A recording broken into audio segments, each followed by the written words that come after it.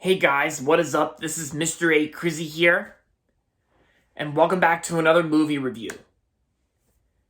In today's movie review, I'm going to be doing a movie review on the new stop animated movie which just came out on Netflix, and of course I just watched it on Netflix not a couple hours ago, and that's going to be on Guillermo del Toro's Pinocchio.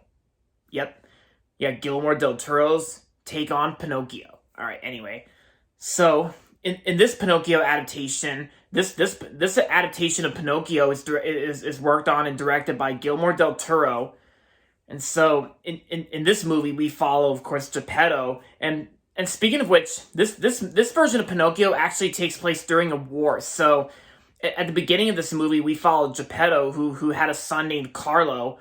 But then of course, at the beginning of the film, Carlo eventually dies in the war, and of course Geppetto's were really upset and really sad by this, and he wouldn't be able to move on from Carlos. And then of course Geppetto decides to create a wooden boy, and he hopes that of course the wooden boy will be trying his best to become his new son. And of course, the wooden boy is basically known as Pinocchio, and yeah. And then, of course, throughout the movie, Pinocchio is also trying his best to become a good son to Geppetto, and yeah.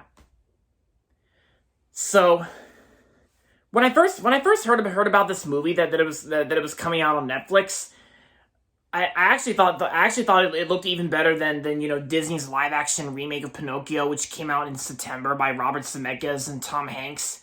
Which I reviewed the Tom Hanks Pinocchio back in September. And I still find it pretty decent, but not really the best. But then after watching Guillermo del Toro's Pinocchio, I actually gotta say, Guillermo del Toro's Pinocchio, I thought it was even better. I thought it was even better than the Robert Zemeckis Pinocchio, because there's many reasons why Guillermo del Toro's Pinocchio actually worked well. Because this adaptation of Pinocchio, speaking of which, Guillermo del Toro himself has actually been working on his take on Pinocchio ever since for many years ago, because this version was actually first officially announced in way back in 2008, and Guillermo del Toro was going to release this movie sometime at around 2013 or 2014, but then the project has since entered development hell. And then of course Guillermo del Toro was trying his best. He's trying his best to work on this movie, and he's trying to find big distributors that would distribute this movie. And then of course Netflix Netflix acquired the distribution rights to Guillermo del Toro's Pinocchio. And of course we got it right here.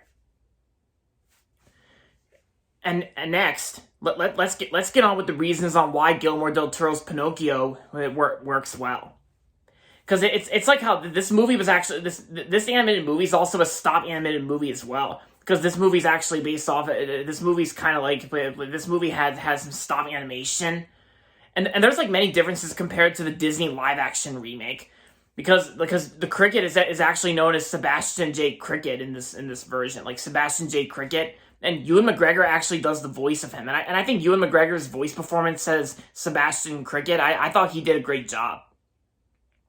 And Gregory Mann, who plays Pinocchio, I thought he did excellent. And yeah, and it's like everybody else in the voice cast, all the voice actors, they all do a really good job as well. Timberlake Nelson, who plays the Black Rabbits in this film, had once seen the film. I think Timberlake Nelson actually did pretty good. Definitely way better than his twist villain from Lost Ollie, Zozo the Clown. Yeah. But I also like how the animation style itself is played out as hand drawn. Oh, excuse me, not hand drawn animation. I meant this movie actually plays out as stop animation. And I like how Guillermo del Toro actually does put an effort into his stop animation for his take on Pinocchio. And I like how the stop animation actually worked out, of course. And usually stop animated movies take a really long time to make. And I really do give credit to Guillermo del Toro himself. I really appreciate him for for making his take on Pinocchio in a more dark and serious way.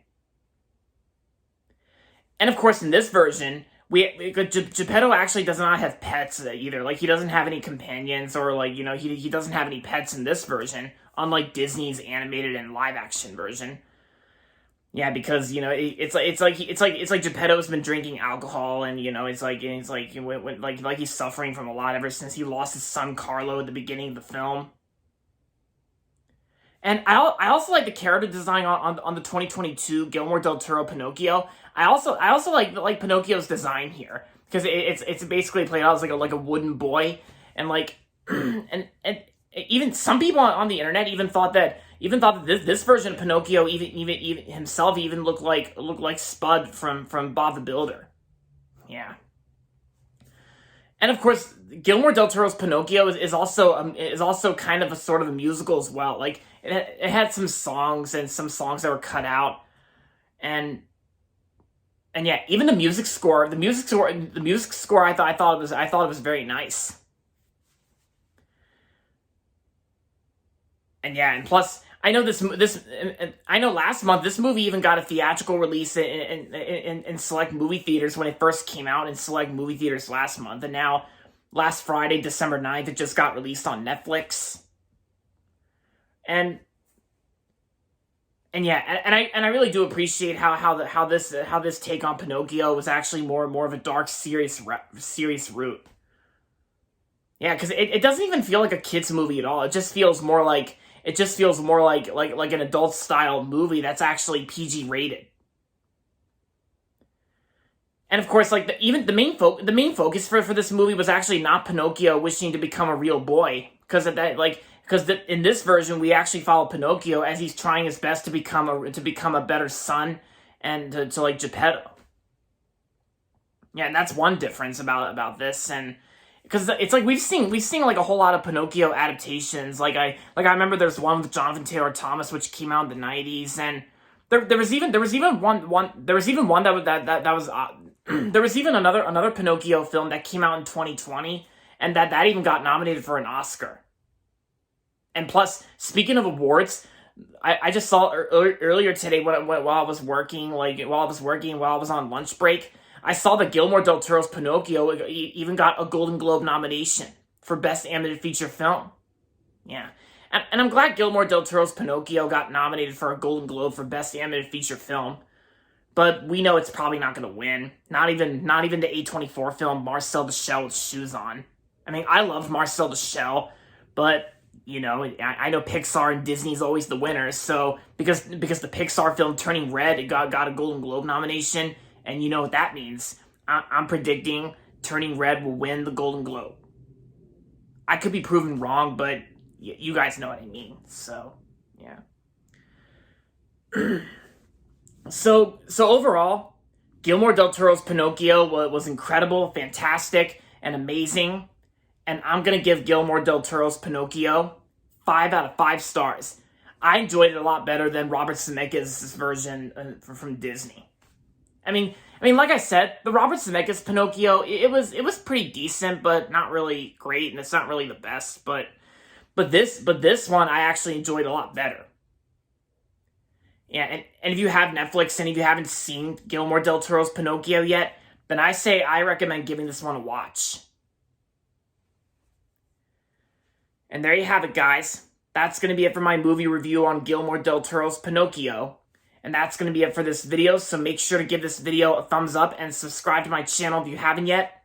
And as always, thanks for watching, and until next time, this is Mr. A. Crizzy saying, goodbye everybody, and that's about it.